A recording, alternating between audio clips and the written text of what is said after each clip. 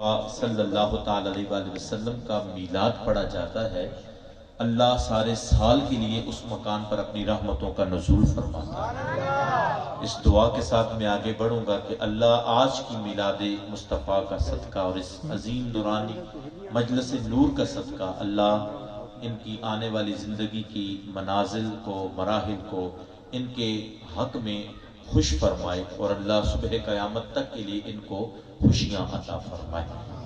بس میں دو تین باتیں آپ سے کر کے گفتگو کو سمیٹ لوں گا۔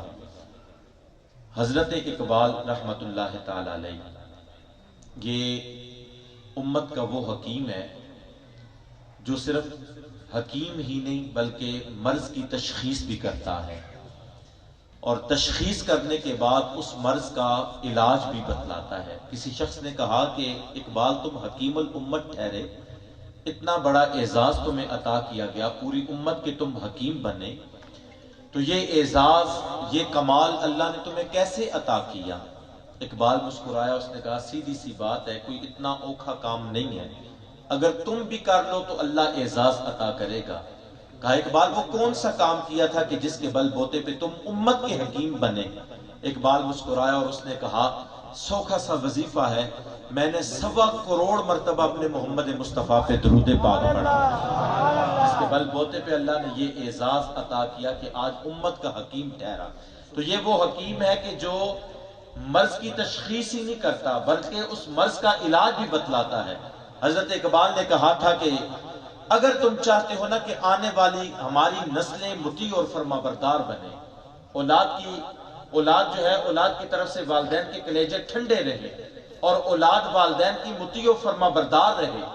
آج دنیا پہ یہی تو رونا ہے، ہر شخص جو ہے وہ آ کے کہتا ہے کہ اولاد جو ہے وہ بس سے باہر ہے، اولاد مطیع و فرما بردار نہیں ہے، اولاد جو ہے وہ نافرمان ہے، اور ہر شخص یہی رونا روتا ہوا نظر آتا ہے۔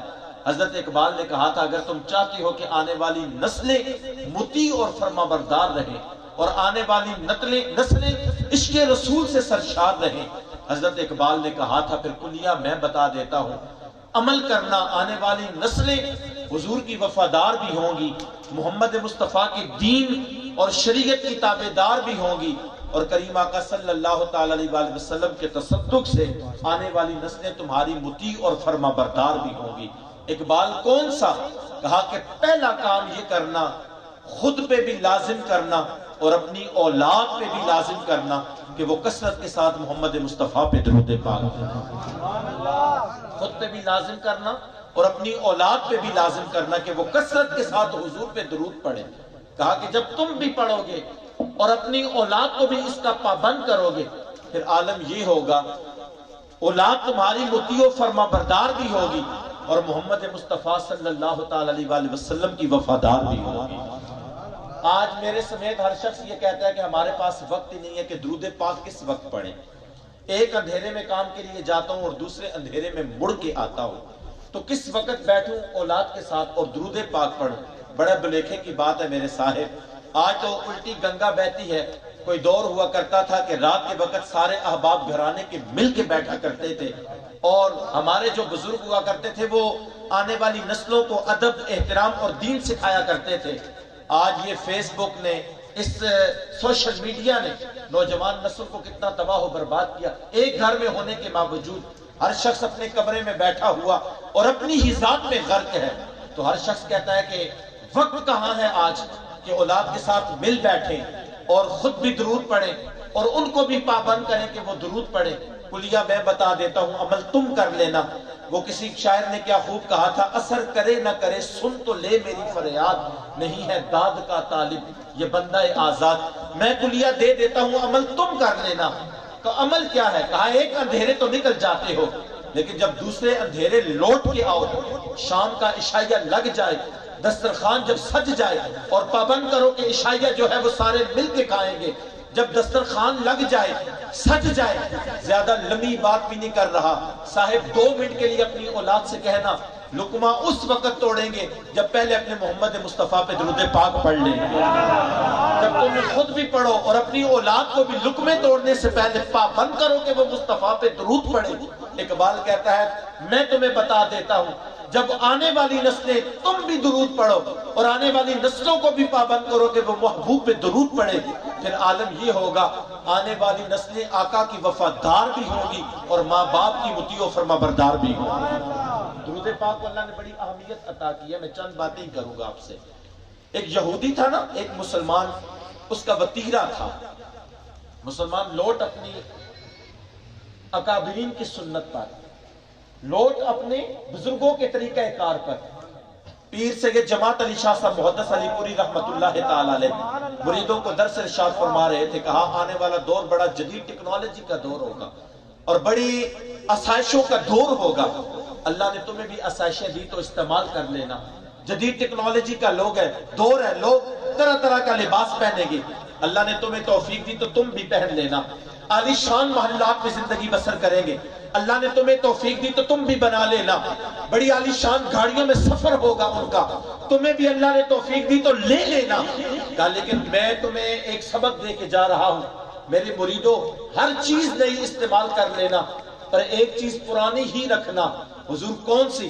مسکرا کے فرمایا عقیدہ کبھی نیا استعمال نہ کرنا، وہ جتنا پرانا ہوگا اللہ اتنا ہی تمہیں کامل ایمان عطا فرمائے۔ یہ کبھی نیا استعمال نہ کرنا۔ اپنے اکابرین کے طریقہ کار پر۔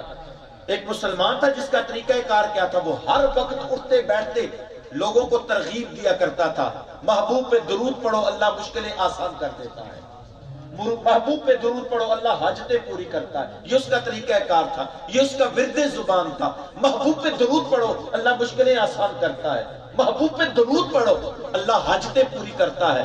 اور خدا کی عزت کی قسم مصطفیٰ کے منبر پہ ہو، جو شخص یہ کہتا ہو نا میری حاجتیں پوری نہیں ہوتی، وہ کثرت کے ساتھ اپنے مصطفیٰ پہ درود پڑھے، وہ کثرت کے ساتھ مصطفیٰ پہ درود پڑھ کے آزما لے اللہ حاجتیں کیسی پوری کرتا ہے۔ ان کا طریقہ کار یہ تھا، بس وہ یوں ہی درس دیتے رہتے تھے۔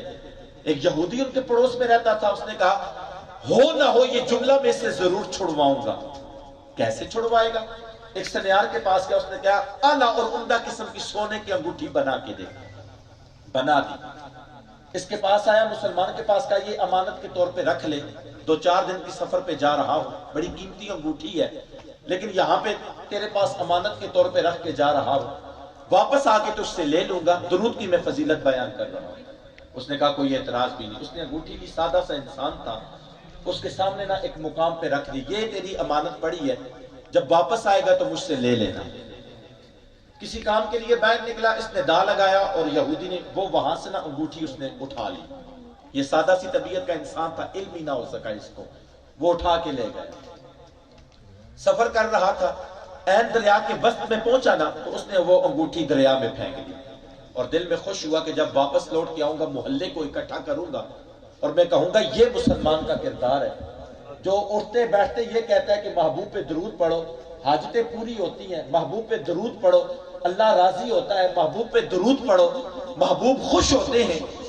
تو یہ اس کا کردار ہے، اس کی زبان دیکھو اور اس کا کردار دیکھو کہ امانت رکھ کے گیا تھا، واپس لوٹا میری امانت مجھے دے نہیں رہا، اور ترغیب یہ دیتا ہے کہ درود پڑھو۔ جب دل ہی دل میں اس نے یہ خیال کیا، 3-4 دن کے بعد واپس لوٹا، اس نے کہا میری امانت واپس کر دے۔ اس نے کہا امانت میں واپس کرتا ہوں، آج ہی میں نے مچھلی کا شکار کیا ہے اور پہلے کھانا تناول کر لو، میں تجھے تمہاری امانت واپس کر دیتا ہوں۔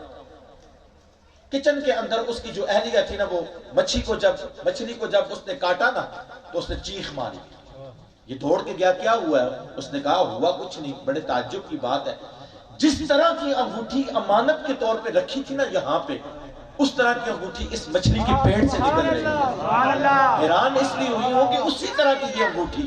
خیر اس نے کہا مہمان بیٹھے ہیں، انگوٹھی اس نے اپنی جیب میں رکھ لی اور اس نے کہا کہ تم جلدی سے کھانا تیار کرو، وہ ہمارا مہمان ہے یہودی لیکن ہے ہمارا مہمان۔ اس نے کھانا جلدی سے تیار کیا، اس کے سامنے رکھا۔ کھانا کھانے کے بعد اس نے کہا بھائی میری امانت مجھے واپس کرو۔ گیا نا اس مقام پہ جہاں پہ وہ امانت پڑی ہوتی تھی، جب وہاں پہ گیا تو دیکھا وہ امانت موجود نہیں ہے، لیکن عین اسی طرح کی انگوٹھی اسے مچھلی کے پیٹ سے مل گئی۔ اس نے جیب سے نکالتے ہوئے کہا یار بات مجھے سمجھ نہیں آ رہی، امانت جہاں پہ رکھی تھی وہاں پہ نہیں ہے، لیکن آج مچھلی کا شکار کیا ہے، اسی طرح کی جو انگوٹھی ہے وہ اس کے پیٹ سے برآمد ہوئی ہے۔ خیر تم اپنی امانت لو، یہ باپ کا قصہ ہے، جب یہ جملہ بولا نا، یہودی کی آنکھوں سے آنسو چھل کے بے ساختہ کہا لا الہ الا اللہ محمد رسول اللہ، کہا ہوا کیا ہے؟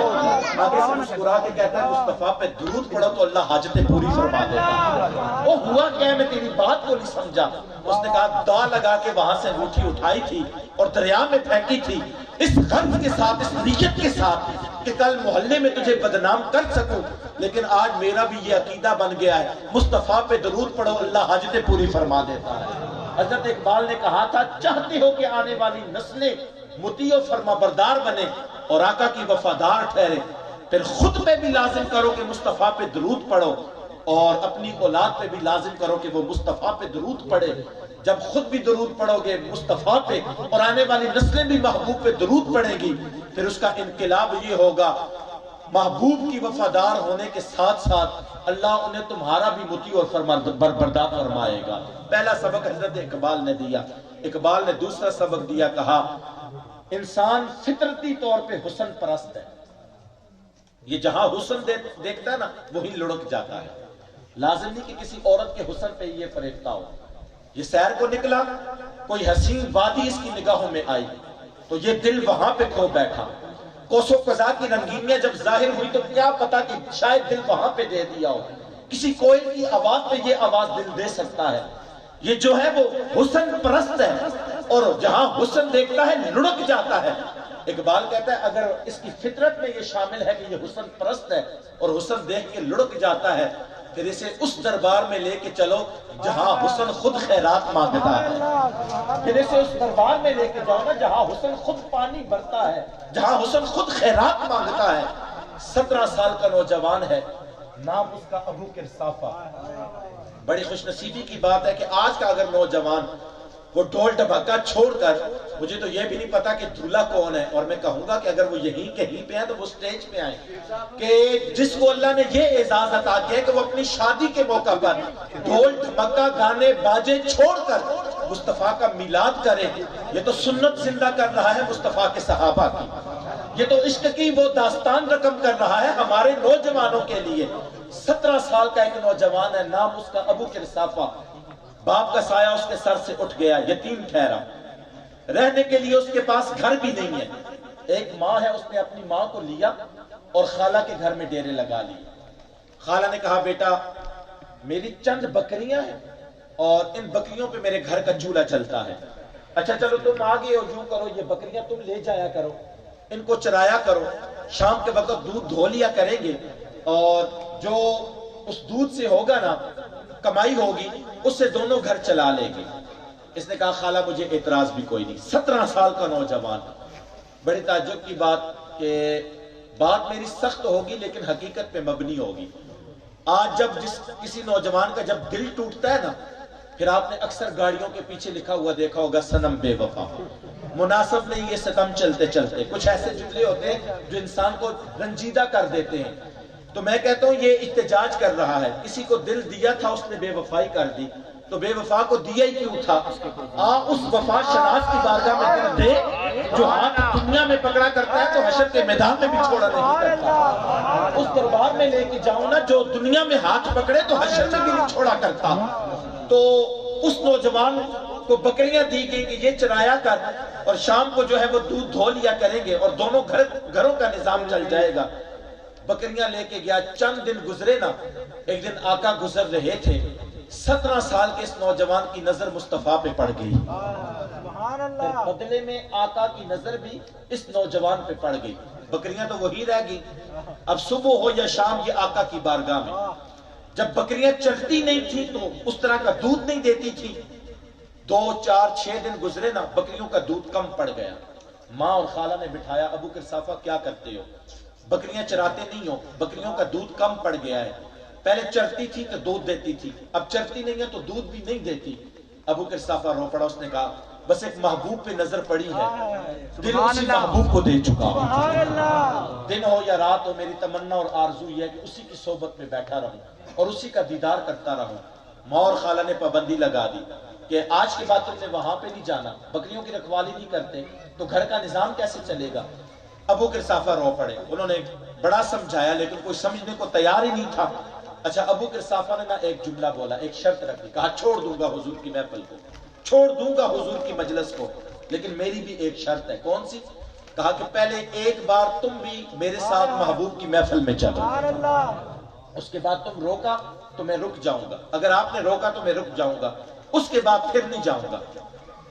اکثر پتہ ہے بچے ضد کرتے ہیں رشتے کے موقع پر، اور وہ یہی کہتے ہیں کہ ایک بار جائیں تو صحیح نہ ان کے گھر، اگر اس کے بعد آپ نے روکا تو رک جائیں گے، لیکن یہ وہ شرط ہی رکھتے ہیں، پھر جب ماں باپ روکتے ہیں تو پھر وہ رکتے نہیں ہیں۔ لیکن یہاں یہ معاملہ تھا کہ آپ جائیں اور اگر آپ نے روکا تو رک جائیں گے۔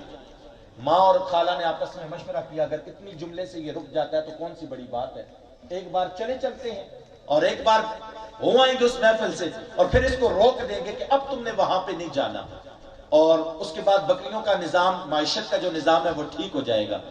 ماں اور خالہ نے ابو قرصافہ کو ساتھ لیا، آئیں اور آگے مجلس رسول سجی ہوئی تھی، محفل رسول صلی اللہ تعالی علیہ وسلم لگی ہوئی تھی، اور آقا اپنے غلاموں سے مخاطبہ کر رہے تھے، خطاب فرما رہے تھے۔ یہ بھی آئیں اور محفل میں بیٹھ گئی۔ ابو قرصافہ کبھی ماں کو دیکھے، کبھی خالہ کو دیکھے، اور کبھی رخ والضحیٰ کو دیکھے، کبھی ادھر دیکھتا ہے کبھی ادھر دیکھتا ہے۔ محفل برخاست ہو گئی، لوگ گھروں کو جانے لگے، دل دھڑکنے لگا ابو قرصافہ کا۔ اب پتہ نہیں کیا حکم نامہ جاری ہوگا، اگر حضور کی بارگاہ سے روک دیا گیا تو میرا کیا بنے گا، اب کروں تو کیا کروں، دل دھڑک رہا ہے۔ ابو قرصافہ نے ماں کی طرف دیکھا نا، اس نے نظریں جھکا لی، خالہ کی طرف دیکھا نا، خالہ مسکرا پڑی، اور مسکرا کے خالہ نے کیا جملہ ارشاد فرمایا، نوجوان یہ تیرے لیے پیغام ہے۔ خالہ مسکرائی اور اس نے مسکرا کے کہا، واللہ ما رأینا مثل ھذا الرجل احسن وجہا۔ ابو قرصافہ خدا کی عزت کی قسم، جس محمد کی بارگاہ میں آج لے کے آیا ہے، اس جیسا سونا تو دیکھا ہی نہیں۔ واللہ ما رأینا مثل ھذا الرجل احسن وجہا ولا آلیان کلاما ولا انقى ثوبا۔ ارے جس محمد کی بارگاہ میں آج لے کے آیا ہے، اس جیسا تو حسین و جمیل دیکھا ہی نہیں ہے۔ پنجابی میں ترجمہ کروں تو معنی یوں بنتا ہے، پھر ہجے تو میرا محبوب نہیں ڈٹھا، جنہوں بیٹھ کے چل شرماوے، ادھی راتی دن چڑھے آوے، جیو رخ تو نقاب ہٹاوے، بجلی ڈردی چمک نہ مارے، متا بے ادبی ہو جاوے، جیو جاوے سیٹ چمن دی، تا سارا گلشن سیس نواوے، پھر جیو رکھے ہتھ پھلاں وچ ود پھلاں تو جاوے، کی اجاز نظر وچ تیری، آقا جیڑا آوے او وک جاوے، خلق تیرے نے محلے دنیا تے کوئی ورلہ ہی جان چھڑاوے، نین نشیلے مست رسیلے وچ سونا کجل سہاوے، اتے دھرتی لف لف جاوے، اور اکھ اگڑے تے انج پیا جاپے، جویں میں خانہ کھل جاوے۔ علم رب نے اتنا دیتا عقلاں وچ نہ آوے، اور عقل رب نے اتنی دیتی علماں وچ نہ آوے، جیو کھولے پیچ زلف دے تا راہی نہ کھل جاوے، آزم ایڈا حسن ماہیدہ جدی تاب نہ جلی جاوے۔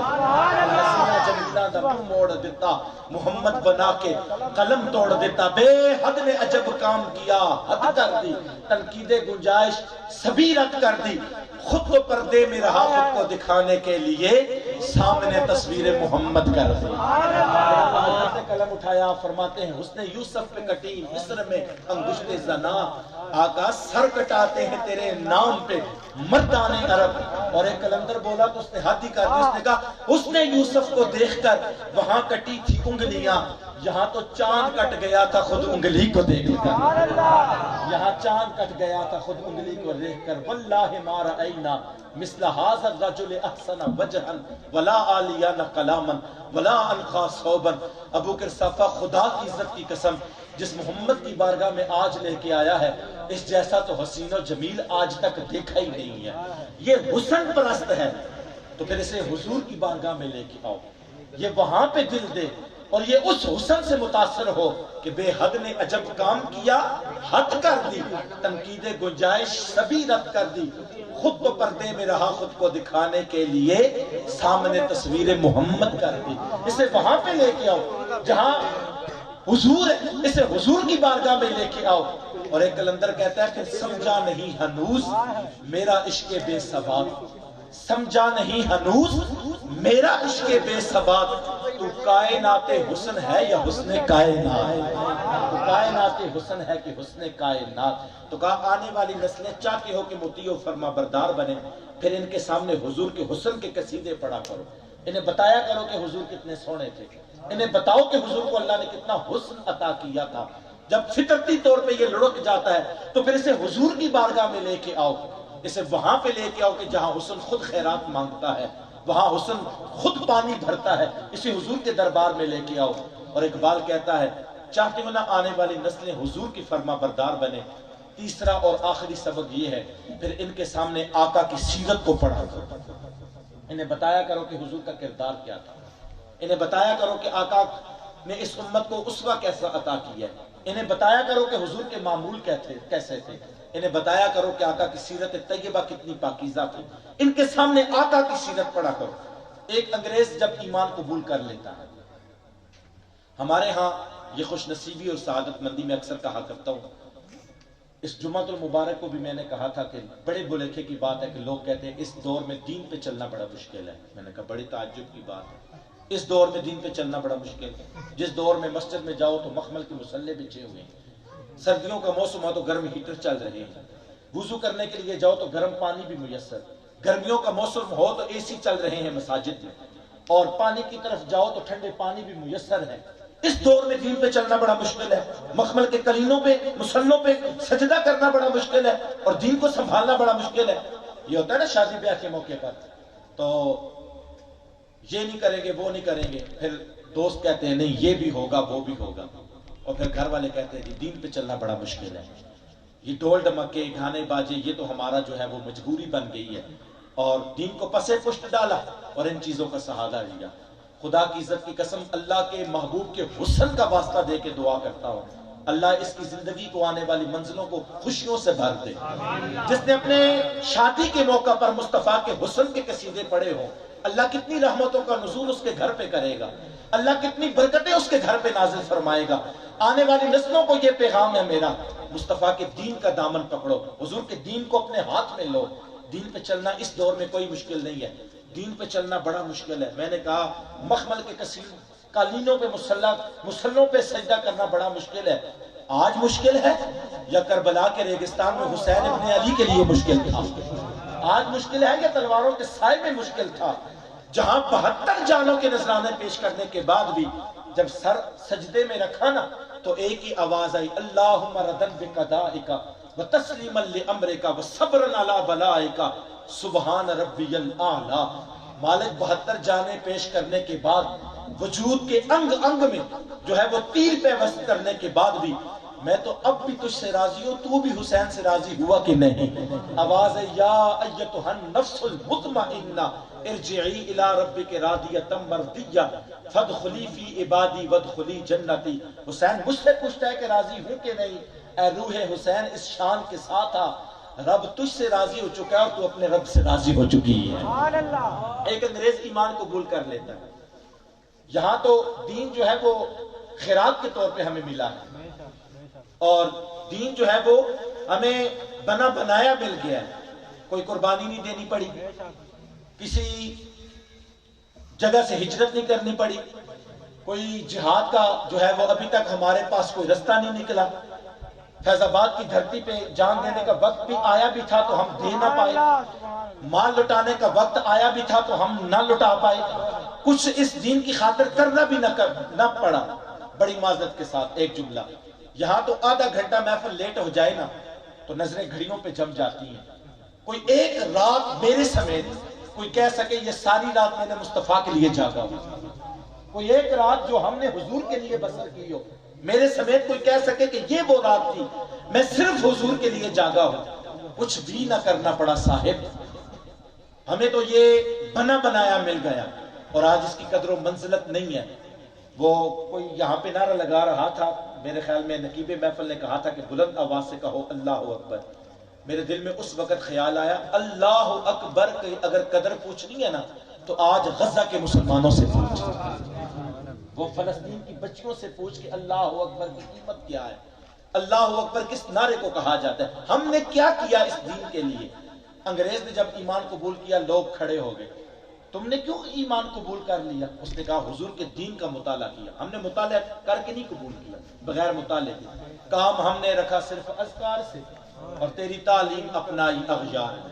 جو حضور کی سیرت تھی وہ ہم سے جاتی رہی اور اغیار نے اس کو اپنایا ہوا ہے. اور پھر آج جب یورپ سے کوئی نوجوان آتا ہے نا تو بڑے فخر کے ساتھ کہتا ہے قاری صاحب وہاں بڑے سخت قانون ہیں، انسانیت میں نے وہاں دیکھی ہے۔ میں نے کہا یہ سارے کا سارا صدقہ محمد مصطفیٰ کے میلاد کا ہے، یہ سارے کا سارا صدقہ میرے مصطفیٰ کے دین کا ہے، لیکن صرف وجہ یہ ہے کہ کام ہم نے رکھا صرف اذکار سے، اور تیری تعلیم اپنائی اغیار نے، جو حضور کی تعلیم تھی وہ انہوں نے اپنا لی، اور یہاں ہم صرف تسبیحیں اٹھا کے اللہ اللہ کیے جا رہے ہیں۔ تو اس نے ایمان قبول کیا، کہا کیوں کر رہا ہے؟ اس نے کہا میں نے حضور کی سیرت پڑھی۔ کیا پڑھا ایسا سیرت میں کہ تم نے ایمان قبول کر لیا؟ رو پڑا انگریز۔ اس نے کہا حضور کی سیرت کا نا ایک پہلو صرف میری نظر سے گزرا۔ کون سا؟ اس نے کہا میں نے حدیث رسول پڑھی، مجلس رسول میں ایک شخص آیا اور اس نے کہا آقا میرا بیٹا گم ہو گیا، آپ ہاتھ اٹھائیں نا کہ وہ مجھے مل جائے۔ ماں کی ممتا ہے کہ بیٹے کی تلاش میں ماری جا رہی ہے، کئی دنوں سے آقا اس نے کھانا بھی نہیں کھایا، اور ماں کی ممتا ہے کہ روح نکلنے کو ہے، آپ دعا کریں آقا کہ وہ بیٹا مل جائے، آپ ہاتھ اٹھائیں گے تو ہمارا کام بن جائے گا۔ جب یہ جملے اس نے بولے نا، محفل میں ایک اور شخص بیٹھا تھا، اس نے کہا آقا میں اس کے بیٹے کو جانتا ہوں، ابھی حضور نے ہاتھ نہیں اٹھائے دعا کے لیے، حضور میں تو اس کے بیٹے کو جانتا ہوں، ابھی میں فلاں باغ سے گزرا ہوں، اس کا بیٹا تو فلاں باغ میں کھیل رہا تھا، میں نے خود اپنی آنکھوں سے دیکھا۔ اس نے کہا میرے بیٹے کو دیکھا؟ ہاں فلاں باغ میں تیرا بیٹا کھیل رہا تھا، ابھی حضور نے دعا نہیں کی، یہ اٹھا نا دوڑ پڑا باغ کی طرف۔ آقا نے کہا اسے روکا، بلایا، کہا بیٹا تمہارا اسی باغ میں کھیل رہا ہے، پتہ بھی چل گیا، تو کئی دنوں سے تم بچھڑے ہوئے ہو نا، باغ میں جا کر اسے بیٹا بیٹا کہہ کے نہ پکارنا، جب باغ میں مل جائے سینے سے لگا کے اس کے ساتھ پیار نہ کرنا، بیٹا بیٹا کہہ کے نہ پکارنا۔ رو پڑا، عرض کیا آقا کتنے دنوں سے بچھڑا ہوا ہے، سینے سے لگا لوں، حرج بھی کیا ہے تو میرا بیٹا، اور بیٹا بیٹا کہہ کے پکارو تو اس میں زحمت بھی کیا ہے؟ آقا جب بیٹا ہے تو کیوں نہ کہہ کے پکارو؟ جب یہ جملے بولے نا حضور رو پڑے۔ آقا آپ کیوں رو رہے ہیں اس بات پر؟ کہا جتنے شوق پورے کرنے ہوئے نا گھر جا کے کر لینا، سینے سے لگانا ہوا تو گھر جا کے لگانا، بیٹا بیٹا کہنا ہوا تو گھر جا کے کہنا، باغ میں بیٹا بیٹا کہہ کے نہ پکارنا، اور سینے سے لگا کے لاڈ پیار نہ کرنا۔ آقا کیوں کر بھی لو تو حرج کیا ہے؟ حضور رو پڑے، فرمایا حرج کی بات یہ ہے اگر باغ میں تیرے بچے کے ساتھ کوئی یتیم کھیل رہا ہو، اور جب تو اپنے بیٹے کے ساتھ لاڈ اور پیار کرے اور بیٹا بیٹا کہہ کے پکارے، اس کی آنکھوں سے آنسو چھلک پڑے، حشر کے میدان میں ان آنسوؤں کا مداوع کون کرے گا؟ ان آنسوؤں کی لاج کون رکھے گا؟ اس لیے کہا جتنے شوق پورے کرنے ہوئے گھر جا کے کر لینا، باغ میں اس کے ساتھ لاڈ اور پیار نہ کرنا۔ اگر کسی یتیم کی آنکھوں سے آنسو چھلک پڑے تو مداوع کون کرے گا؟ انگریز کہتا ہے جب یہ سیرت کا پہلو میری آنکھوں سے گزرا نا تو میں نے کلمہ پڑھ لیا۔ کیوں؟ کہا اس لیے جو دنیا میں یتیموں کا اتنا خیال اور احساس کرتا ہے، حشر کے میدان میں اپنے غلاموں کی کتنی لاج رکھے گا؟ جو دنیا میں اتنا خیال رکھتا ہے وہ حشر کے میدان میں کتنی لاج رکھے گا؟ کہا بس سیرت کا یہ پہلو میری نگاہ سے گزرا تھا اور میں اپنے محبوب محمد مصطفیٰ پر ایمان لے آیا۔ چاہتے ہو آنے والی نسلیں آقا کی فرما بردار ہوں اور تمہاری مطیع و فرما بردار ہوں، آقا کے عشق سے سرشار ہوں، پھر ان پہ لازم کرو کہ یہ کثرت کے ساتھ مصطفیٰ پہ درود پڑھیں۔ چاہتے ہو کہ آنے والی نسلیں حضور کی مطیع و فرما بردار اور ہماری مطیع و فرما بردار ہوں، پھر ان کے سامنے آقا کا حسن پڑھا کرو، اور چاہتے ہو کہ آنے والی نسلیں نیکوکار ہوں، پھر ان کے سامنے محمد مصطفیٰ کی سیرت طیبہ پر پڑھا کرو۔ پھر وہ دور نہیں ہے جب گلی محلے میں محمد مصطفیٰ صلی اللہ تعالی علیہ وسلم کی دین کی آبیاری ہوگی۔ اللہ اس محفل میلاد کے موقع پر دعا گو ہوں، اللہ یہ ان کی محفل میلاد پاک کو اپنی پاک بارگاہ میں قبول فرمائے، جتنی عقیدت محبت ادب احترام کے ساتھ یہ اہتمام کر سکے اللہ قبول فرما کر انہیں ثواب جزیل عطا فرمائے۔ محمد جانے جانا ہے منور، محمد جانے جانا ہے منور ہو تو ایسا ہو، رسولوں کی بشارت سے مبشر ہو تو ایسا ہو، امر توقیر کا سب کو مؤکر ہو تو ایسا ہو، پھر کیا ہم کو غلام ان کا مقدر ہو تو ایسا ہو۔ اللہ اپنے محبوب کے صدقے میں ہماری اس حاضری کو اپنی بارگاہ میں قبول فرمائے۔ دوران خطاب سرپرست اعلیٰ ہمارے اس علاقے کی بزرگ شخصیت حضرت علامہ مولانا قاری محمد عارف حامدی نقشبندی صاحب تشریف لائے، اللہ ان کا آنا ہم سب کے لیے مبارک فرمائے، آمین۔ وآخر دعوانا ان الحمدللہ رب العالمین۔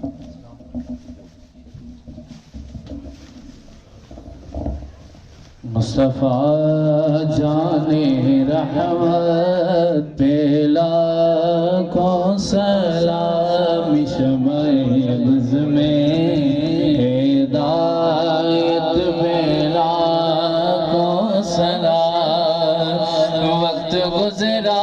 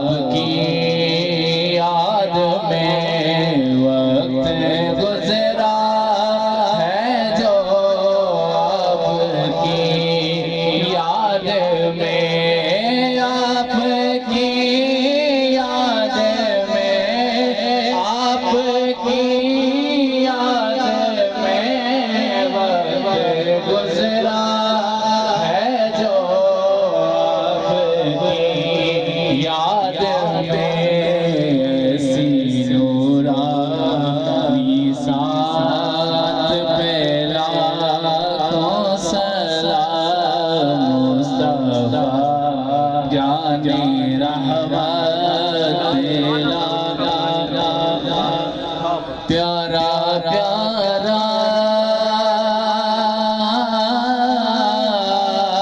مدینہ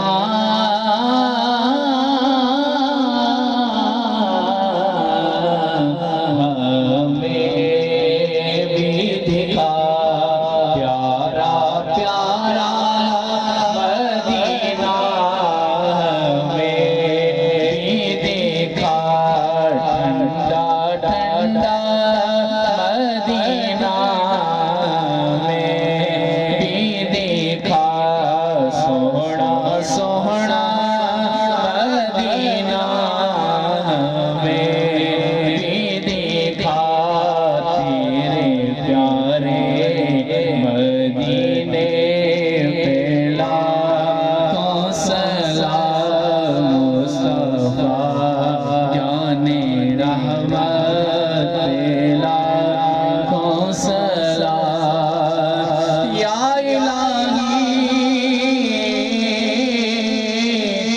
صدقہ ذکر رسول،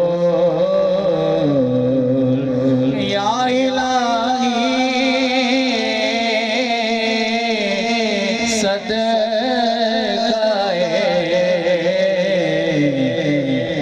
آل رسول،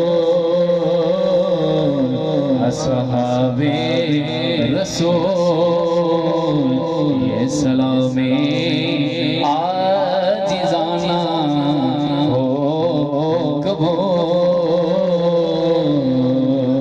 تاجدار نبوت نہ بکنے والی ہے نہ جھکنے والی ہے، پیروں کی اشاروں پر نہ رکنے والی ہے، نہ بکنے والے ہیں نہ جھکنے والے ہیں، غیروں کے اشاروں پر نہ رکنے والے ہیں، یا رسول اللہ کا نعرہ، یا رسول اللہ کا نعرہ، یا رسول اللہ کا نعرہ، ہم نے ویسے میں نے پایا، دیکھو دیکھو کون آیا، محمد عربی کا دین آیا، دین آیا، دین آیا، محمد عربی کا دین آیا، تاجدار ختم نبوت زندہ باد زندہ باد، تاجدار ختم نبوت زندہ باد زندہ باد، لبیک لبیک یا رسول اللہ، لبیک لبیک یا رسول اللہ، لبیک لبیک یا رسول اللہ، صدیق سے سیکھا ہے، فاروق سے سیکھا ہے، عثمان غنی حیدر حسنین سے سیکھا ہے، صدیق سے سیکھا ہے، فاروق سے سیکھا ہے، عثمان غنی حیدر حسنین سے سیکھا ہے، ناموں سے سرمر مرنا سارے صحابہ نے سکھلایا دیکھو دیکھو کون آیا محمد عربی کا دین آیا دین آیا دین آیا محمد عربی کا دین آیا مدید بھی ہے غازی ممتاز بھی ہے جو جان لٹاتے ہیں ہم وہ جانباز بھی ہیں خادات بھی ہیں غازی ممتاز بھی ہیں جو جان لٹاتے ہیں ہم وہ جانباز بھی ہیں ہم علم و دین بھی ہیں غازی ممتاز بھی ہیں جو جان لٹاتے ہیں ہم وہ جانباز بھی ہیں اسی لیے یہ عمران عاجز ہے اسی لیے عمران عاجز ہے اسی لیے عمران عاجز ہے ہم پہ بے سایہ سایہ دیکھو دیکھو کون آیا محمد عربی کا دین آیا تاجدار ختم نبوت زندہ باد زندہ باد تاجدار ختم نبوت زندہ باد زندہ باد ماشاءاللہ ماشاءاللہ سبحان اللہ